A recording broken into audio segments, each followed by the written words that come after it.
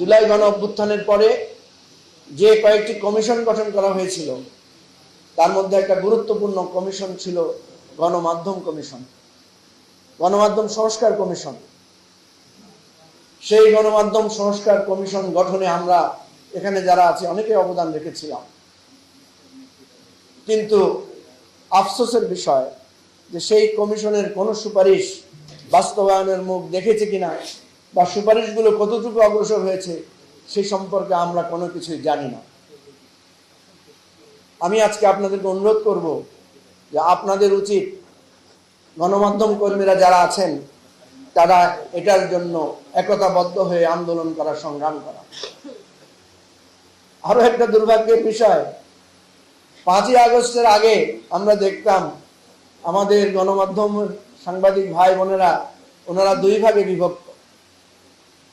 এক ভাগ হচ্ছে আওয়ামীপন্থী সাংবাদিক, বৃহত্তর আওয়ামীপন্থী সাংবাদিক জগৎ, বাম টাম মিলিয়ে। আরেক ভাগ হচ্ছে এন্টি আওয়ামী লীগ, বৃহত্তর বিভাজন, দুই ভাগ। কিন্তু 5ই আগস্টের পরে আমরা দেখছি সেখানে 3টা ভাগ হয়েছে। যে বিএনপি পন্থী সাংবাদিক, জামাতপন্থী সাংবাদিক, আর আওয়ামী গুম সিনিয়র নানা চক্রের আরেক গ্রুপ সাংবাদিক বা কিছু হিজরতকারী সাংবাদিকও আছেন। এই যে বিভাজন, একটা অভ্যুত্থানের পরে বিভাজন হয়, বিভক্তি আসে, কিন্তু আবার মানুষকে ঘুরে দাঁড়াতে হয়।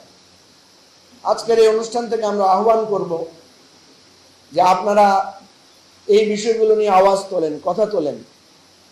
ঐক্যবদ্ধতা ছাড়া কখনো মানুষের পরিবর্তন, সংস্কার, মুক্তি আসে না। সুতরাং মনে রাখতে হবে যে এত বড় একটা গণ অভ্যুত্থানকে আমরা কখনো বৃথা যেতে দেব না, আমরা কখনো ব্যর্থ হতে দেব না। যতটুকু ব্যর্থতা, যতটুকু সমালোচনা, যতটুকু ভুল আমরা দেখব সেটাকে সংশোধিত করে আমাদেরকে সামনের দিকে এগিয়ে যেতে হবে। আজকে যে গণতান্ত্রিক পার্লামেন্ট শুরু হয়েছে, আমরা দেখছি যে সরকার ধীরে ধীরে তার পুরনো পথে হাঁটছে।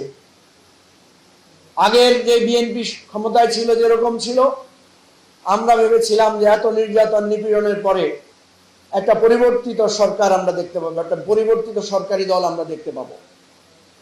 হ্যাঁ, নিঃসন্দেহে কিছু পরিবর্তনের আভাস দেখছি। কিছু, আমি আজকে পত্রিকায় দেখলাম যে শুধু প্রধানমন্ত্রীর প্রটোকল না, অনেক প্রায় 18-20 জন মন্ত্রীর প্রটোকল কাটেল করে নেওয়া হয়েছে। মাত্র 6 জন মন্ত্রী এবং একজন উপদেষ্টার জন্য প্রটোকলের গাড়ি রাখা হয়েছে, বাকিদের প্রটোকল প্রত্যাহার করা হয়েছে। এগুলো সবগুলো ইতিবাচক দিক, কিন্তু আমাদেরকে মনে রাখতে হবে সাধারণ মানুষের যে আশা আকাঙ্ক্ষা, প্রতিফলন, পরিবর্তন, সেই জায়গাটা আমাদেরকে গুরুত্ব দিতে হবে।